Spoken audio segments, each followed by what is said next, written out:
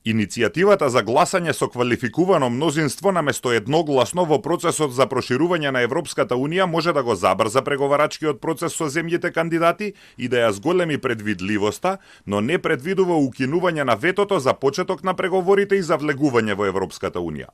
На крај, повторно ќе биде потребна согласност од сите членки за прием на нова. Австриската министерка и словенечката државна секретарка на денешната заедничка пресконференција со министерот за европски прашања Орхан Муртезани во Скопје нагласија дека 16 од 27 земји членки на Европската Унија ја поддржуваат иницијативата која сега е во рацете на Европската комисија, но оти е потребна политичка волја за прифаќање на гласањето со квалификувано мнозинство.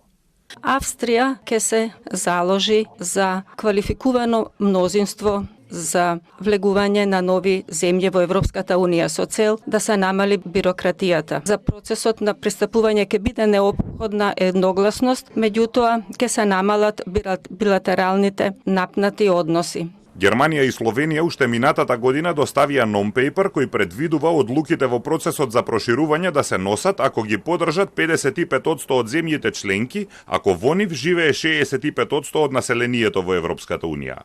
Како компромис се предлага мнозинство од 65% од земјите членки во кои живее 72% од населението.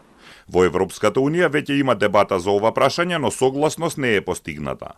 Additionally to this QMV, we supported together with Germany, Italy and Austria with the letter to Commissioner Kroes to really streamline this methodology process. It's, as Madam Minister said, it's now on the side of the European Commission. We gave our political support and the political support of 16 member countries. Муртезани вели дека блокадите на евроинтеграциите поради билатерални прашања не им штетат само на кандидатите, туку и на стратешкиот интерес на Европската Унија.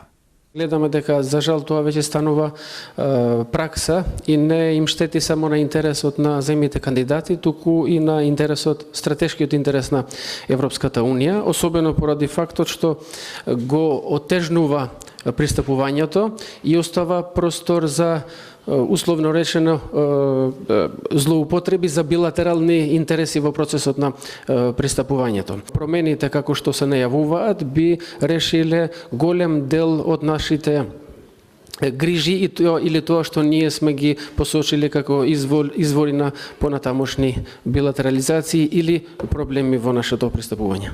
Дебатата за укинување на ветото при одлучувањето во Европската Унија е дел од пошироката дебата за зголемување на ефикасноста на Унијата. Уште во 2023 година 7 земји од Европската Унија – Белгија, Германија, Луксембург, Романија, Словенија, Холандија и Шпанија – предложија поголема употреба на квалификуваното мнозинство при носењето одлуки поврзани со заедничката надворешна и безбедносна политика на Унијата.